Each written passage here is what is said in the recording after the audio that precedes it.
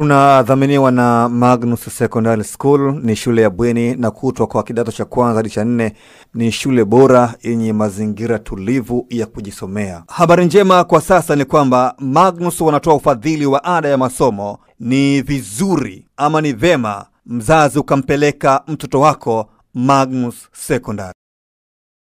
Kama viongozi wa TFF na bodi ya ligi watalalamika FIFA, yani kama viongozi wa TFF na bodi ya ligi watalalamika FIFA na kusema wanashinikizwa, wanaingiliwa, lakini kama Karia hata sema lolote FIFA, hakutakuwa na athari yoyote.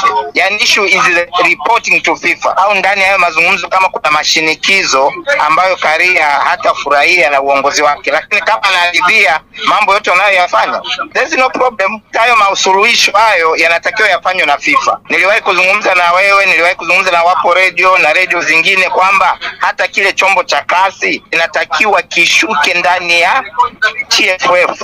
Hatuna judicial organ or judicial institution inayotakiwa na iwepo pale TFF. Yani pawe na mahakama huru ya soka ndani ya organization. Haipo.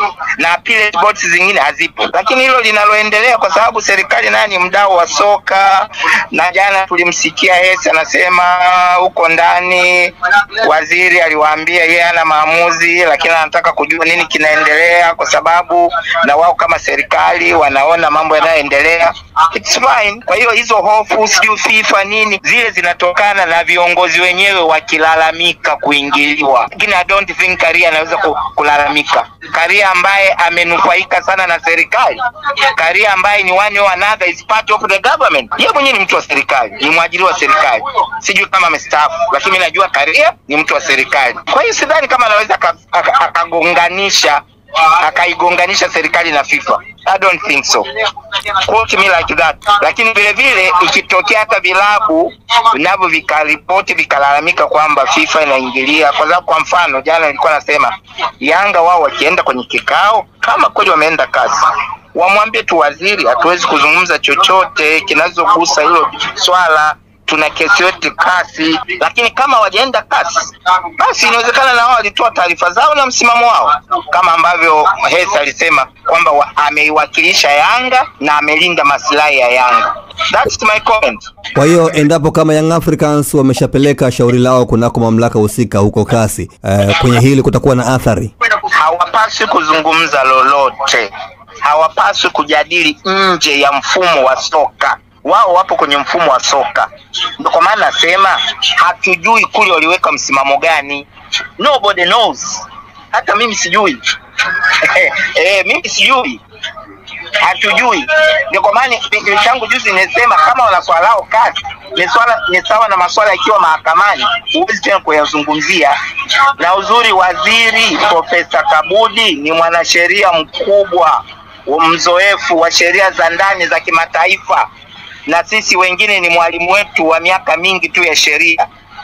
Wakimwambia mheshimiwa tusigusili swala lipo mahakamani kasi, hawezi kugusia. Lakini hatujui. Hivi mpaka leo, hebu niwaambie waandishi habari kwa mwenyewe wapo, mmepata uhakika Yanga wameenda kasi? Mmeingia hata kugogo ndani ya kasi? Kasi natoaga hata kesi zake kwenye mtandao. Mimi nimesearch, sioni kesi ya Yanga pale. Yani nayo inaingizwa kwenye shedo na inapangiwa lini isikilizwe. Nayo inabii registered. Yani ukweli kwanza wa swala lipo kazi, upo au haupo. Kwa hiyo kwa jinsi ambavyo ulivyobaini kwamba Yanga hawajasilisha mamlaka hawajasilisha malalamiko huko kasi, siseme hawajapeleka, nasema tumepewa taarifa, ingawa nayo ni siri yao, si lazima amwambie mtu. Nasema kiongozi yote wa juu wa Yanga amesema kwamba wana kesi kasi, yote wa Yanga amesema hivyo. Mbonja siku ya mikutano ya kanda ya Pwani Dar es Salaam, mbele wanachama akatamka hili. Sidhani kama yeye tunaweza kumwamini. Sikiliza, Yanga wanachofanya very tricky na wapo very smart. Mimi nawadimaya, mimi mwenyewe nawadimaya, wapo very strict. Hata sisi wengine tulikuwa tunajifanya tunajua mambo mengi ndani ya Yanga, tumeshindwa kupata lolote. Very tricky. Hata ukizungumza walio karibu kabisa pale, very tricky. Hatujui. Unaona Lakini vile vile kama wameenda kazi, TFF huwa inaambiwa, kwa sababu itapelekewa summons au notice. Waulizeni TFF wamepata notice au summons toka CAF kazi kama ambavyo walipata kesi zile za Morrison na zingine? Yule wamepata. Muulizeni mdogo wangu huyo Ndimbo, msemaji wa TFF, kama wamepata lolote toka kazi. Ila swala la msingi tunalopaswa kulijadili hapa, je, vikao vile vya jana vinagusa mpira? Je, tunaweza tukasema serikali imeingilia mpira? Mimi nasema atakayesema ameingiliwa ni TFF. Mara nyingi TFF ndio inalalamika na ndio inaripoti kwenye uwanja wa michezo. Ni sawa na leo tunapozungumzia wajiuzuru, uwezi wewe ukawaondoa wajiuzuru, whether iwe bodi ya ligi au awe ni sharia. Utakachofanya ni wanachama wa TFF wakiitisha mkutano wao wa dharura au mkutano mkuu, huyo mtu aamue kujiuzuru, lakini kigundulika tena ni shinikizo la serikali au watu wengine, ndio pale FIFA na piga rungu lake.